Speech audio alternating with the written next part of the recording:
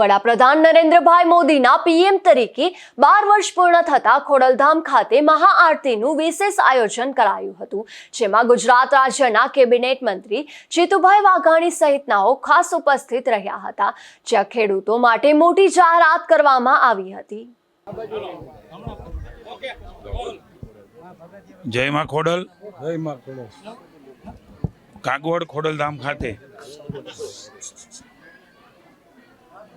જેના ફાઉન્ડર, જેમણે વિચાર મૂક્યો, ચેરમેન તરીકે જવાબદારી વહન કરી રહ્યા છે એવા નરેશભાઈ પટેલ માએ એમને વિચાર આપ્યો ને સમગ્ર લેવા પટેલ સમાજ અને અન્ય સમાજે આ વિચાર ઉપાડીને એક એવું ધામ, એક વિશ્વાસનું પ્રતીક સમૂહના ખોડલધામ, માના ખોળાની અંદર સૌ લોકો, તમામ જ્ઞાતિ જાતિ એ દર્શને આવે છે. ખોડલધામે માત્ર લેવા પાટીદાર સમાજનું પ્રતીક નહીં પણ સર્વ સમાજનું પ્રતીક બની ચૂક્યું છે. મા ખોડલના ચરણોમાં વંદન કરું છું. તમામ ટ્રસ્ટીશ્રીઓ પણ અહીંયા હાજર છે. માની નરેશભાઈ સાથે વાત થઈ, બારગામ હતા. ટ્રસ્ટીશ્રીઓએ પણ આજે અમને આવકારે છે, ત્યારે એમનો પણ ઋણ સ્વીકાર કરું છું. અમારા જિલ્લાના પ્રમુખભાઈ અલ્પેશભાઈ, પ્રભારીભાઈ શ્રી ભરતભાઈ, ભાઈ ગોરધનભાઈ ધામેલિયા, જેતપુર તાલુકો, જામગઢડા તાલુકો અને રાજકોટ જિલ્લાના સૌ આગેવાનો, સમગ્ર રાજ્યની અંદર અને સમગ્ર દેશમાં 4399 દિવસો એક મહાપુરુષ, એક એવા વિભૂતિ જેના ખોડલધામમાં પણ માના દર્શન કરવા આવવાનું થયું છે, એવા માનનીય વડાપ્રધાન નરેન્દ્રભાઈ મોદીને 4399 દિવસો એટલે કે સૌથી સર્વાધિક વડાપ્રધાન તરીકેની ટેન્યુઅર, ચૂંટાયેલા વડાપ્રધાન તરીકેની, એ આજના દિવસ માટે ગૌરવની વાત છે. સમગ્ર દેશમાં વિવિધ કાર્યક્રમો, સ્વચ્છતાનો કાર્યક્રમ હોય, સેવાનો કાર્યક્રમ હોય, અલગ અલગ મંદિરોમાં મહાઆરતીના કાર્યક્રમો હોય, સ્વયં વ્યક્તિ પોતે જઈને માની નરેન્દ્રભાઈની દીર્ઘાયુ માટે, એમની તંદુરસ્તી માટે, 140 કરોડ દેશવાસીઓ માટે જેમણે સમર્પણ ભાવ સાથે, સેવા ભાવ સાથે પોતાની જાતને સમર્પિત કરીને કામ કર્યા છે, એવા વૈશ્વિક નેતા. આજે ગૌરવની વાત છે કે 12 વર્ષ તો ખરા જ, પણ સર્વાધિક આ દેશની અંદર વડાપ્રધાન તરીકે, ચૂંટાયેલા વડાપ્રધાન તરીકે એમને સેવા કરવાનો મોકો ભારતની જનતાએ આપ્યો છે, ગુજરાતની જનતાએ આપ્યો છે. જનતા અવિરતપણે એમને આશીર્વાદ આપતી રહે, દેશની સેવા કરતા રહે, એ ભાવ સાથે આજે મહાઆરતીનો કાર્યક્રમ અહીંયા ખોડલધામ કાગવડ ખાતે રાખવામાં આવ્યો છે. હજારો ભક્તો, હજારો શ્રદ્ધાળુઓ હરરોજ અહીંયા દર્શને આવે છે. આજે વિશેષ રીતે ભારતીય જનતા પાર્ટીના આગેવાનો, શુભેચ્છકો, કાર્યકર્તાઓએ પણ ખૂબ ઉત્સાહભેર માનનીય મોદી સાહેબ માટે પ્રાર્થના કરી છે. મેં પણ પ્રાર્થના કરી છે. એની તંદુરસ્તી, એની દીર્ઘાયુ એ ભગવાન માતાજી ખૂબ આપે અને દેશની સેવા, દેશ વિશ્વગુરુના સ્થાને એના નેતૃત્વમાં બેસે એવી અમે સૌએ મા ખોડલના ચરણમાં પ્રાર્થના કરી છે. સમગ્ર વિશ્વનું કલ્યાણ મા ખોડલ કરે, સૌ જ્ઞાતિ જાતિનું મા ખોડલ કલ્યાણ કરે, માના ચરણોમાં આવે એ તમામના સપના અને તમામના સંકલ્પોમાં પૂરા કરે એવી માના ચરણોમાં પ્રાર્થના. માના ચરણોમાં આવ્યો છું. અવારનવાર અહીંયા સંસ્થા દ્વારા, સમાજ દ્વારા, સંસ્થાના કાર્યક્રમોમાં અને મારા સન્માનમાં તમામ મુખ્યમંત્રીશ્રીઓ, મંત્રીશ્રીઓ અને સામાન્ય નાગરિક તરીકે, કાર્યકર્તા તરીકે અને પટેલ સમાજના વ્યક્તિ તરીકે પણ અવારનવાર આવ્યો છું.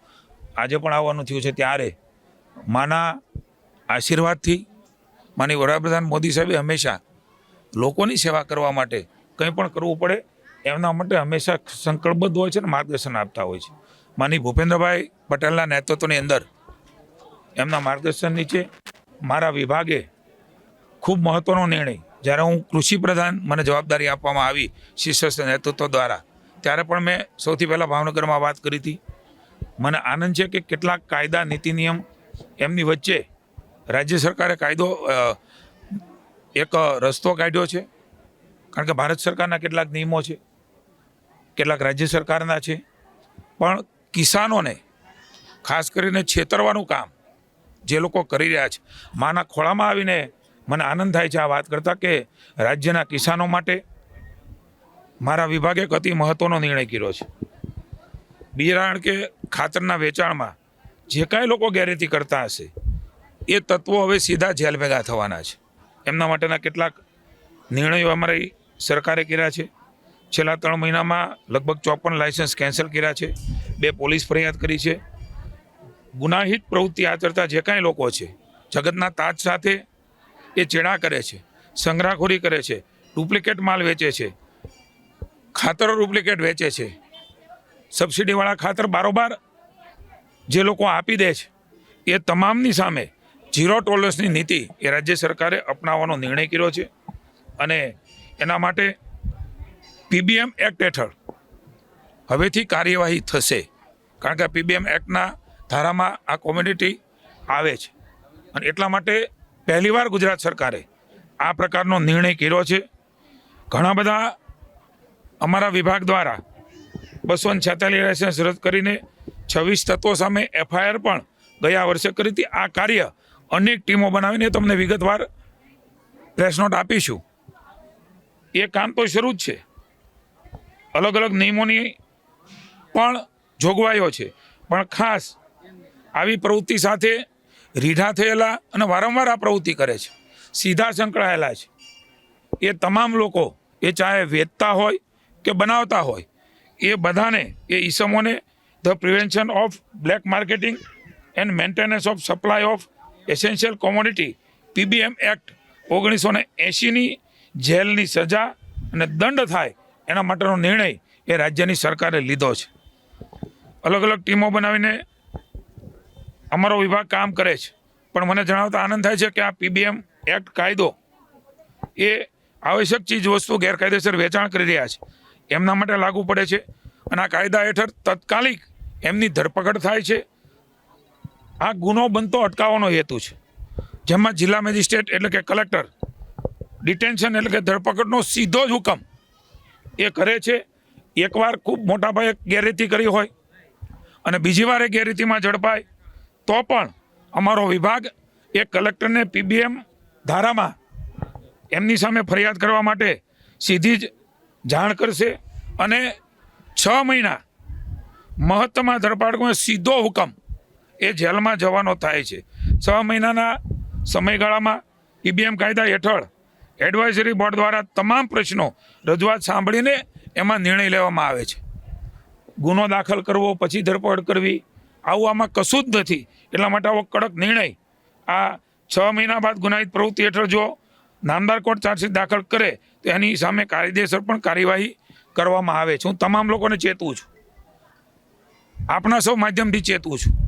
અમારા ખેડૂતો સાથે એમના ખેતરમાં અલગ અલગ પ્રકારની ગેરકાયદેસર પ્રવૃત્તિઓ કરીને એમના પાક સાથેના જીવન સાથે જો ખેલવાડ કરશે તો રાજ્યની ભૂપેન્દ્રભાઈની સરકાર અને અમારો કૃષિ વિભાગ એમને પીબીએમ એક્ટ હેઠળ જેલમાં ધકેલતા પણ પાછા નહીં પડે.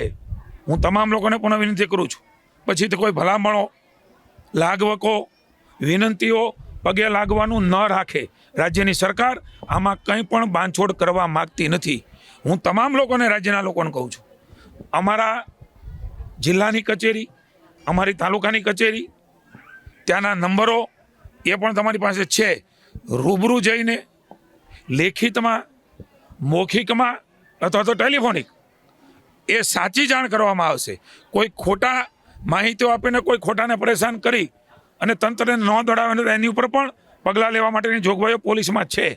સાચા લોકો ન છટકી જાય અને એવી કોઈ પ્રવૃત્તિ કરતા હોય તો અમારા વિભાગને જાણ કરે. એ ઉપરાંત પણ જંતુનાશક દવા માટે પણ જે કાયદામાં જોગવાઈઓ છે એ ડુપ્લિકેટ ભેળસેળ કરતા હોય એના માટે છેતરપિંડી અને પ્રતિબંધિત દવા વેચાણ કાયદા હેઠળ પણ એ નિયમોમાં એમની ધરપકડ અને જેલની સજા એમાં 1968ના કાયદામાં થઈ શકે છે. હું પણ એકવાર રાજ્યના ખેડૂતોને આશ્વસ્ત કરું છું, તમારી સાથે, તમારી આસપાસ કોઈ પણ આ પ્રકારની પ્રવૃત્તિ કરતા જાણવા મળે તો અમારી કચેરીઓમાં આપ જાણ કરજો. આપનું નામ એ જાહેર કરવામાં નહીં આવે, પણ સાચી હકીકત એ આપ દેશો. કોઈ પણ જાતની ખોટી હકીકતો નહીં આપવા પણ વિનંતી કરું છું. અને તમામ લોકોને પુનઃ એકવાર ચેતવું છું, એ વેચતા હોય તો પણ અને બનાવતા હોય એ પણ હવે ગુજરાત રાજ્યમાં એમણે પીબીએમ એક્ટ હેઠળ સીધા 6 મહિનાને પછી જો લાગુ પડે તો વધારાની સજા સાથે જવાની તૈયારી એમણે રાખવી પડશે.